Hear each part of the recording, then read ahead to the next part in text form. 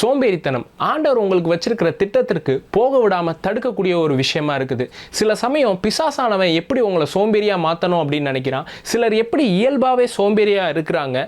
இந்த சோம்பேறித்தனத்தை பிரேக் பண்ணி நான் எப்படி வெளியே வர்றது அப்படின்றத இன்னைக்கு நம்ம தெரிஞ்சுக்கலாம்.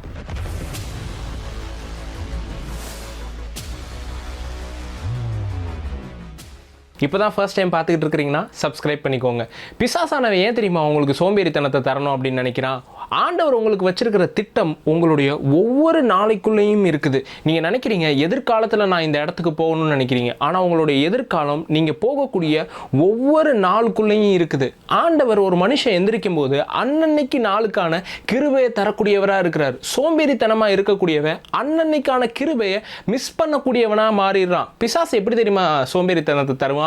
இன்னைக்கு உங்களுக்கு ஜபம் பண்ணணும் அப்படின்னு தோணும். பிசாசு சொல்லுவான் ஜபம் பண்ணாதன்னு சொல்ல மாட்டான், நாளைக்கு ஜபம் பண்ணு அப்படின்ட்டுவான். உங்களுக்கு கொடுக்கப்பட்டிருக்கிற அன்னன்னைக்கான கிருபையை மிஸ் பண்ண வைக்கணும் அப்படின்னு நினைப்பான். எல்லா சமயத்திலுமே பிசாசு தான் சோம்பேறித்தனத்தை தரான் அப்படின்னு நம்ம சொல்லிட முடியாது.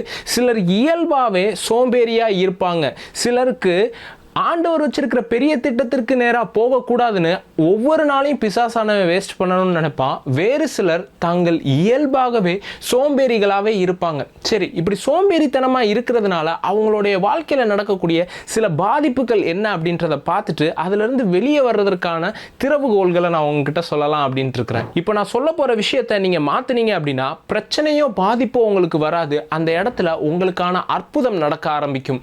மொதல் விஷயம் என்ன அப்படின்னா, சோம்பேறிகளுக்கு திடீர் பிரச்சனை வரும், சடன் ப்ராப்ளம் வரும். நீதிமொழிகள் 6வது அதிகாரத்தில் சோம்பேறிகளை பற்றி எழுதப்பட்டிருக்கு. எறும்பு இடத்துல போய் அதனுடைய ஞானத்தை எப்படி கற்றுக்கொள்ளணுன்றது எழுதியிருக்கு. அது கோடை காலத்தில் தனக்கான ஆகாரத்தை சேர்த்து வைக்குதான்.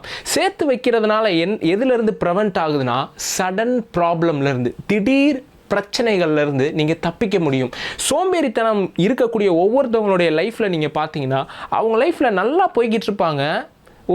ஒரு மாதிரி சோம்பேறித்தனமாக தான் போவாங்க. திடீர்னு பார்த்தீங்கன்னா எங்கேயாவது பிரச்சனை வந்துடும். நான் வசனத்திலிருந்தே உங்களுக்கு காட்டுறேன். நீதிமொழிகள் 6வது அதிகாரம் 11வது வசனம். உன் தரித்திரம் வழிப்போக்கனை போலவும் உன் வறுமை ஆயுதம் அணியவனைப் போலவும் வரும். உன் தரித்திரம் வழிப்போக்கனை போல வரும் அப்படின்ட்டு இருக்குல்ல, ஆங்கிலத்தில் தீஃப் ராபர் அப்படின்ற வார்த்தைலாம் பயன்படுத்தப்பட்டிருக்கு. அதாவது திருடன் சடனாக வருவான் பாருங்க, நீங்கள் எதிர்பார்க்க மாட்டீங்க. திடீர்னு பார்த்தா திருடன் வந்து திருடிட்டு போயிடுவான். அந்த மாதிரி தரித்திரம் சடனாக வருது, பிரச்சனை சடனாக வருது.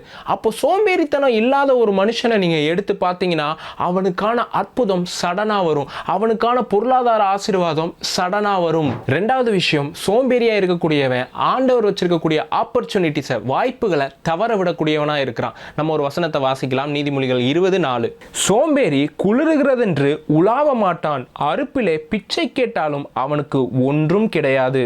சோம்பேறி குளிருது அப்படின்னு சொல்லிட்டு உலாவ மாட்டானா, ஆண்டவர் தரக்கூடிய வாய்ப்புகளை தவற விடக்கூடியவனா மாறுவான். நிறைய பேர் ஆண்டவர் தரக்கூடிய வாய்ப்புகளை நிறைய சமயத்தில் தவற விடுறாங்க. ஆனால் எல்லா சமயத்திலையும் ஒருத்தன் தவற விடுறான்னு வைங்களேன், அவன் சோம்பேறியா இருக்கான் அப்படின்னு அர்த்தம். அப்போனா சோம்பேறியா இல்லாத மனுஷன் ஆண்டவர் தரக்கூடிய ஒவ்வொரு வாய்ப்புகளையும் தவற விட மாட்டான். ஒரு சின்ன கதவு அவனுக்கு முன்னாடி திறந்திருக்கும், அதை அவன் உண்மையாக எடுத்துக்குவான். அந்த சின்ன கதவு அவனை பிளஸ் பண்ணி வேற பெரிய இடத்துக்கு அவனை கொண்டு போய் சேர்க்கும். மூணாவது, கர்த்தரை அவன் குற்றம் சாட்டுவான். யாராவது வந்து கர்த்தர் என்னுடைய வாழ்க்கையில் ஒன்றுமே செய்யலைன்னு யாராச்சும் சொன்னாங்கன்னு வைங்க, அவங்கள பார்த்து நீங்கள் ஒன்றே ஒன்று சொல்லிடலாம், இவன் பயங்கர சோம்பேறி அப்படின்னு சொல்லிடலாம். ஏன்னா பைபிளில் ஒருத்தனுக்கு 5 தாளந்தை தராரு, ஒருத்தனுக்கு 2 தாளந்தை தராரு, ஒருத்தனுக்கு 1 தாளந்தை தராரு. இந்த 1 தாளந்தை வாங்கிட்டு அவன் போய் புதைச்சி வச்சிடறான்.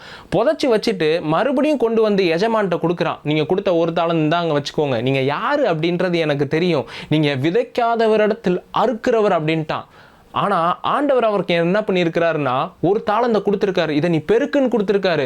ஆனால் நீங்கள் கொடுத்தது ஒன்று தான், இதெல்லாம் வச்சு ஒன்றும் பண்ண முடியாது, இந்தாங்க வச்சுக்கோங்க, நீங்கள் கொடுத்தது ஏமாத்துத்தனம் அப்படின்னு சொல்லி ஆண்டவரை பிளேம் பண்ணுறான். விதைக்காத இடத்துல நீ அறுக்கிறவன்னு எனக்கு நல்லா தெரியும். ஆண்டவரை யாராவது பிளேம் பண்ணிட்டு இருக்காங்கன்னு வைங்க, கன்ஃபார்ம் பண்ணிடுங்க இவனுக்குள்ள பக்கா சோம்பேறித்தனம் இருக்குன்னு. ஆண்டவர் மறுபடியும் அவனை பார்த்து ரிப்ளை சொல்கிறாரு, பொல்லாதவனும் சோம்பனுமான ஊழியக்காரனே அப்படின்றாரு. அப்பனா சோம்பல்தனம் இருக்கக்கூடியவன் ஆண்டவர் தரக்கூடிய ஒவ்வொரு விஷயத்தையும் மிஸ் பண்ணிட்டு கடைசியில் ஆண்டவர் மேலே பழி சுமத்துகிறவனா இருப்பான். ஆனால் ஒருத்தன் மட்டும் சோம்பேறியா இல்லைன்னு வச்சுக்கோங்க, ஆண்டவர் அவனுக்கு முன்னாடி சின்னதாக ஒரு விஷயத்தை கொடுத்தா கூட அதற்கு உண்மையாக இருப்பான். அந்த உண்மையாக இருக்கிறத வச்சு கர்த்தர் அவனை பிளஸ் பண்ணுவார். ஆண்டவரே, நீங்கள் எனக்கு சின்னதாக அவனை கொடுத்துருக்குறீங்க, இதை கொடுத்தது நீங்கன்றதை நம்புகிறேன், அதனாலேயே இது பெருகுன்னு சொல்கிற ஒரு மனுஷனுடைய லைஃப்லையும் அது பெருக ஆரம்பிக்கும். 4வது, காரணம் சொல்கிறவங்களாம் இருப்பாங்க. அவங்க கிட்ட ஏதாவது ஒரு வேலையை கொடுங்களேன், அவங்க அதை செய்யாமல் இருந்து அதுக்கு என்னென்னலாம் காரணம் சொல்ல முடியுமோ அதை சொல்லிக்கிட்டே இருப்பாங்க. வெளியிலே சிங்கம் வீதியிலே கொலை உண்பேன் என்று சோம்பேறி சொல்லுவான் அப்படின்ட்டு இருக்கு. காரணம் சொல்லுகிற ஒவ்வொருத்தரையும் கர்த்தர் பார்க்கும்போது அந்த கேரக்டரையோ அந்த ஹேபிட்டோ அவருக்கு சுத்தமாக பிடிக்காது. எரேமியா சொல்கிறான், ஆண்டவரே நான் சிறு பிள்ளையா இருக்கிறேன், நீ சிறு பிள்ளை என்று சொல்லாதே. ஆண்டவரே நான் திக்கு வாயா இருக்கிறேன், நீ திக்கு வாயின்னு சொல்லாத, நான் உனக்கு வாயோட வாயா இருப்பேன் அப்படின்றாரு.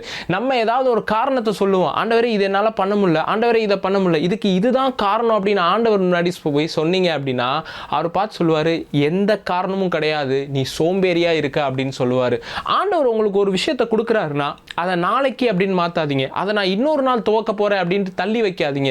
தள்ளி வச்சு ஒரு காரணத்தை உருவாக்காதீங்க. இன்னைக்கு செஞ்சால் அது செட் ஆகாது, ஆனால் நாளைக்கு செஞ்சால் அது செட் ஆகும்னு சொல்கிற ஒவ்வொருத்தவங்களுக்கும் அந்த நாளைய நாள் என்னைக்குமே வரப்போகிறது கிடையாது.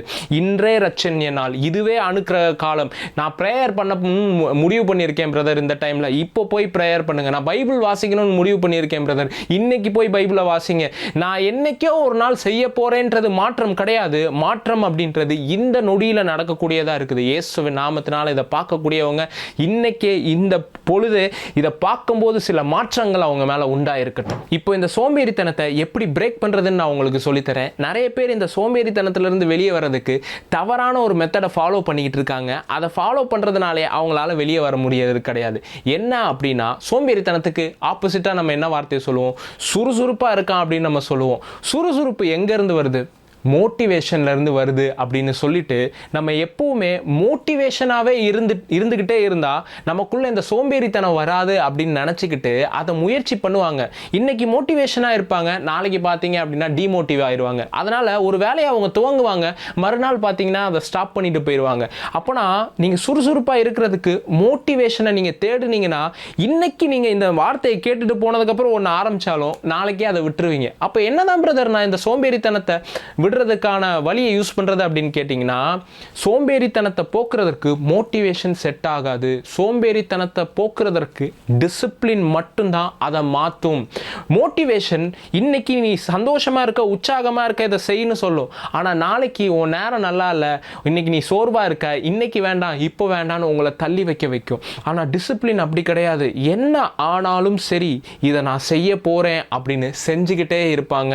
நீங்கள் ஒரு இடத்துல வேலைக்கு போகிறீங்க அப்படின்னு வைங்களேன், மோட்டிவேஷன்லையா வேலைக்கு போகிறீங்க? எல்லா நாளும் காலையில் எந்திரிக்கும் போது நான் இன்னைக்கு இந்த வேலைக்கு போகணும்னு சந்தோஷமாவா எல்லாரும் போய்கிட்டு இருக்காங்க? இல்லை, நான் கண்டிப்பாக போய் ஆகணுன்ற ஒரு டிசிப்ளின் அந்த இடத்துல உண்டா இருக்கிறதுனால அது தொடர்ச்சியாக நடக்குது.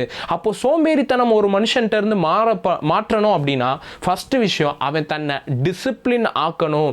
என்னுடைய ப்ரேயர் டைமை நான் டிசிப்ளின் ஆக்க போகிறேன், என்னுடைய ஒர்க் டைமை நான் டிசிப்ளின் ஆக்க போகிறேன். எல்லாத்தையும் டிசிப்ளின் ஆக்கி பாருங்க, ஆட்டோமேட்டிக்காக உங்ககிட்ட இருக்கக்கூடிய சோம்பேறித்தனம் உங்ககிட்ட போயிடும். இதை பார்த்துக்கிட்டு இருக்கிறவங்க யாராவது, நான் சில இடத்துல சோம்பேறித்தனமாக இருக்கிறேன் பிரதர், இதுலேருந்து நான் வெளியே வரணும், சில இடத்துல நான் முடக்கப்பட்ட மாதிரி உணர்றேன்னு சொல்லி பார்த்துக்கிட்டு இருக்கிறீங்களா? நான் இப்போ உங்களுக்காக ப்ரேயர் பண்ணுறேன். இதுக்கப்புறம் ஆண்டவர் ஒரு உற்சாகத்தின் ஆவியை உங்களுக்கு தருவார். இதுக்கப்புறம் நீங்கள் சோம்பேறியாக இருக்க போகிறது கிடையாது. அவருடைய திட்டம் நோக்கம் உங்களுடைய வாழ்க்கையில் நிறைவேறும். இயேசுவின் நாமத்தினால இதை பார்க்கக்கூடிய ஒவ்வொருத்தரையும் நான் ஆசீர்வதிக்கிறேன்.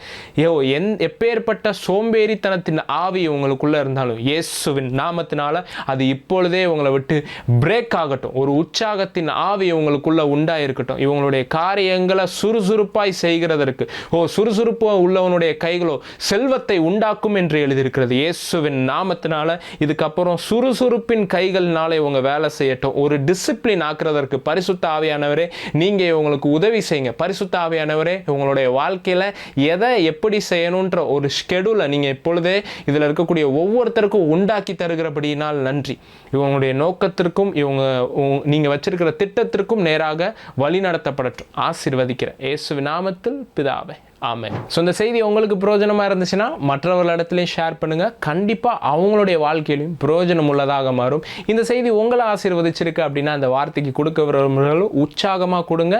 விதைக்க விரும்புகிறவர்கள் கீழே பார்க்குற account details, PhonePe, Google Pay டீட்டெயில்ஸை பயன்படுத்தி இந்த ஊழியத்துக்கு உற்சாகமாக உங்களுடைய காணிக்கையை அனுப்பிச்சு வைக்கலாம். தொடர்ந்து இந்த ஊழியத்தில் நீங்கள் ஒரு பங்காளராகவும் மாறலாம். ப்ரேயர் வேணும் அப்படின்னு விருப்பப்படுகிறவர்கள் கீழே பார்க்குற வாட்ஸ்அப் நம்பரை தொடர்பு கொண்டு உங்களுடைய ப்ரேயர் ரெக்வஸ்ட்டை வாட்ஸ்அப்பில் அனுப்பிச்சு வைங்க. கத்துறவங்க எல்லாரையும் ஆசீர்வதிப்பாராக. God bless you all.